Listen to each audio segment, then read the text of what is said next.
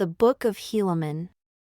An account of the Nephites, their wars, conflicts, and disagreements, as well as the prophecies of many holy prophets before Christ's coming, according to the record of Helaman the son of Helaman, and according to the records of his sons, up to Christ's coming. In addition, many of the Lamanites are converted, an account of their conversion, describing the righteousness of the Lamanites and the wickedness and abominations of the Nephites, etc. Chapter 1.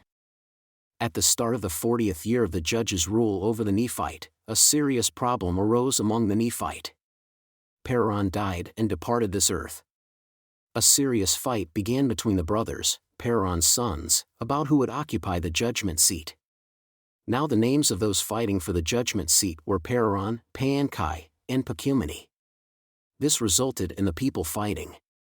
Now the fighting didn't involve all Peran's sons, since he had many, but these were the ones competing for the judgment seat. This caused 3 divisions of the people. Nevertheless, Peran was chosen by the people's vote to be the chief judge and governor over the Nephite. And Pacumeni, when he saw he would lose the judgment seat, joined with the vote of the people. But Paankai and his supporters who wanted him to be governor were disappointed and angry. Therefore he actively planned to lead people in a rebellion against their fellow Nephites. As he was planning this, he was captured, tried under the approved law, and was sentenced to death, because he planned a rebellion and attempted to destroy the people's liberty. When his supporters for the governorship learned he was sentenced to death, they were so angry that they assigned a person named Kishkumen to go to Peran's judgment seat to murder him. He was chased by Peran's servants, but Kishkumen's escape was so quick no one caught him. And he returned to those who sent him, and they all made a covenant swearing by their everlasting Maker they wouldn't tell anyone Kishkumen had murdered Peran.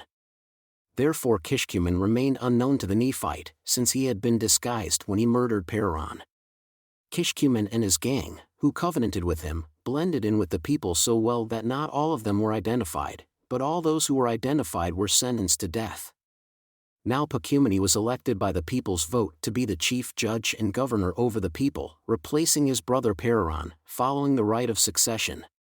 And all this occurred in the 40th year of the judge's rule, and the year ended.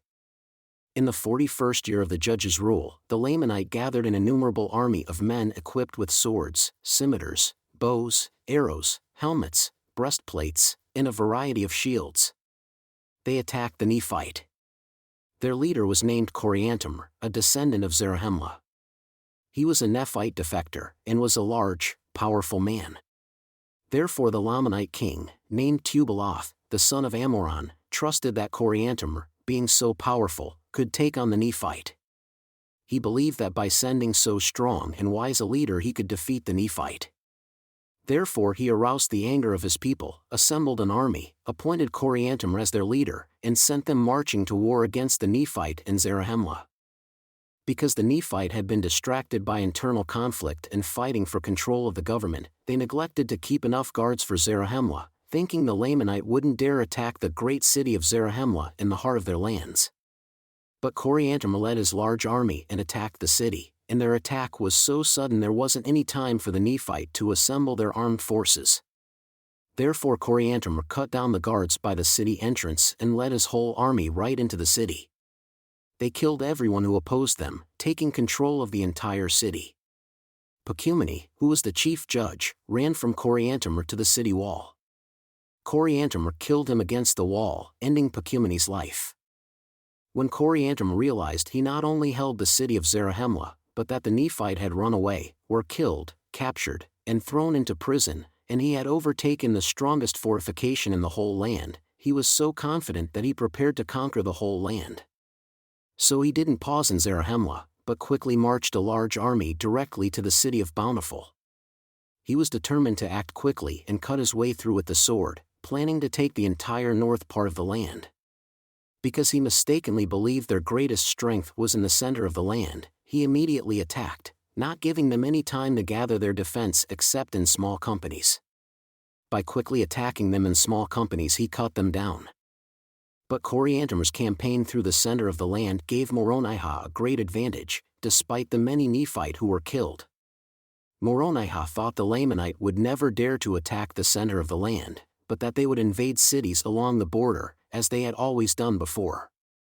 Therefore Moronihah positioned their strongest armed forces to protect the border, away from the center.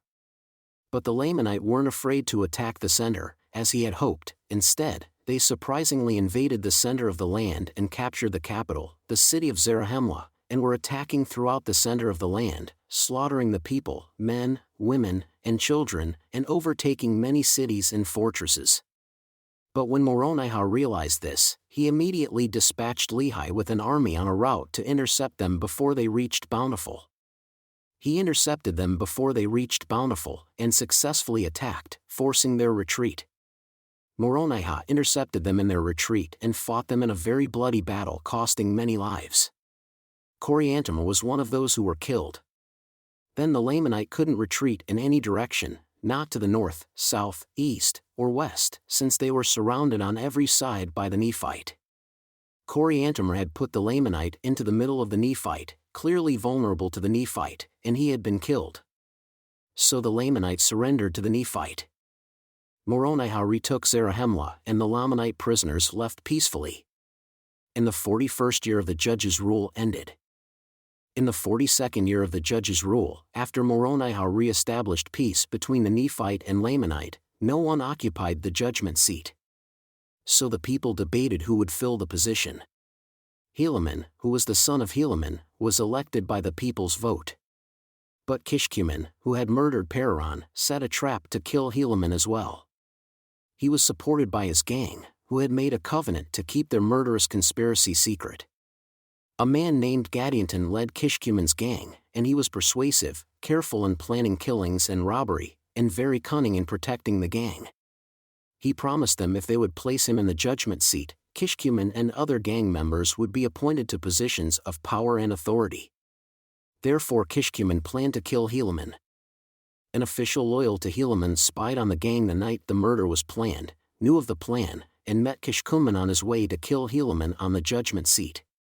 He gave Kishkumen a sign he was a gang member, and so Kishkumen explained his purpose, and asked him to take him to the judgment seat so he could murder Helaman.